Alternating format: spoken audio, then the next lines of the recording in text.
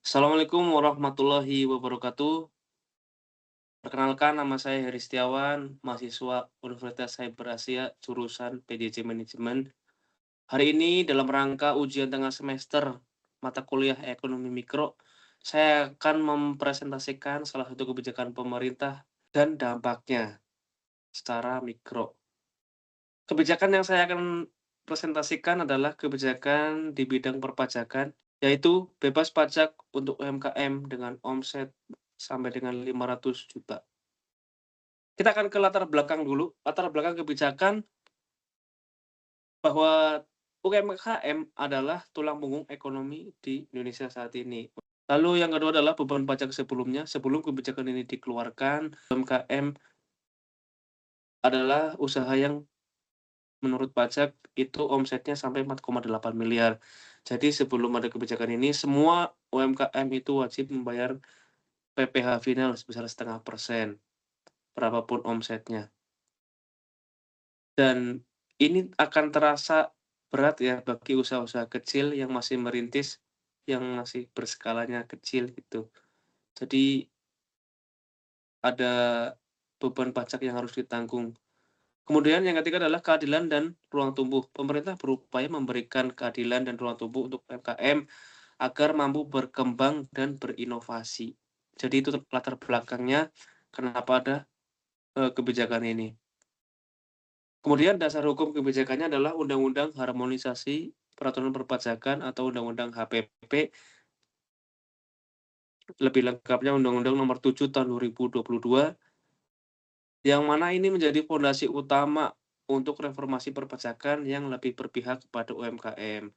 Kemudian ada peraturannya turunannya, yaitu Peraturan Pemerintah Nomor 55 Tahun 2022 tentang penyesuaian pengaturan di bidang PPh, termasuk pengecualian omset 500 juta bagi UMKM. Dalam pasal 60 PP 55 tahun 2022 secara eksplisit menyatakan bahwa UMKM dengan omset sampai 500 juta per tahun itu tidak dikenakan PPh final. Inti kebijakan ini adalah bebas pajak untuk omset kurang dari 500 juta. Jadi, UMKM yang memiliki omset setahun kurang dari 500 juta bebas pajak. Dan ini mulai berlaku 1 Januari 2022, jadi kebijakan ini dikeluarkan pada saat masa pemerintahan Presiden Jokowi, mulai berlaku di 1 Januari 2022. Siapa yang terdampak atas kebijakan ini? Yang terdampak adalah pengusaha-pengusaha kecil yang berskala di desa ataupun di kecamatan, dan usaha-usaha yang masih merintis. Jadi seperti toko kelontong, toko bahan bangunan yang masih kecil, warung makan, kemudian toko pakaian, dan sebagainya. Lalu bagaimana cara untuk menghitung omset 500 jutanya? Dihitung adalah berdasarkan sejak awal tahun, mencakup seluruh pendapatan kotor sebelum dikurangi biaya operasional ataupun modal usaha tersebut. Nah, bagaimana untuk UMKM yang omsetnya di atas 500 juta hingga 4,8 miliar? UMKM yang dengan omset di atas 500 juta itu tetap dikenakan PPh final sebesar 0,5%. Tetapi bukan semua omsetnya dikenakan PPh final 0,5%, melainkan ada pengurangan 500 juta dari kebijakan ini. Misalkan, contoh, sebuah toko omset 1 tahun itu 600 juta.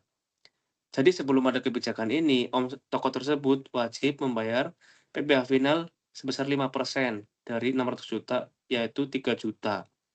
Tapi setelah adanya kebijakan ini, toko itu mendapatkan pengurangan 500 juta, sehingga pajaknya menjadi 0,5% dikalikan 600 minus 500 juta.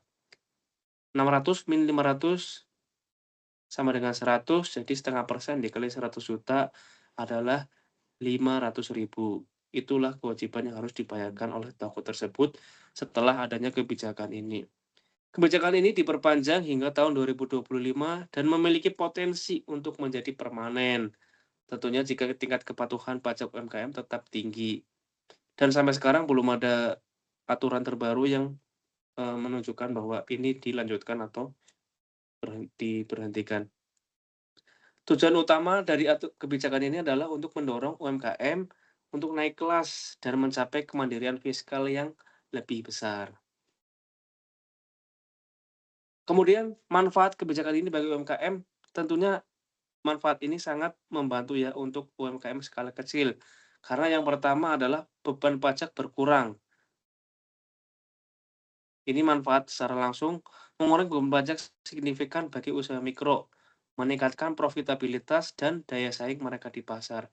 Jadi karena, ada batasan yang mengurangi omset yang dikenakan pajak, maka UMKM ini, bahkan ada yang tidak membayar pajak sama sekali karena omsetnya masih di bawah 500 juta. Kemudian administrasi menjadi lebih mudah, mempermudah proses pelaporan karena hanya perlu lapor dan tidak perlu melakukan pembayaran.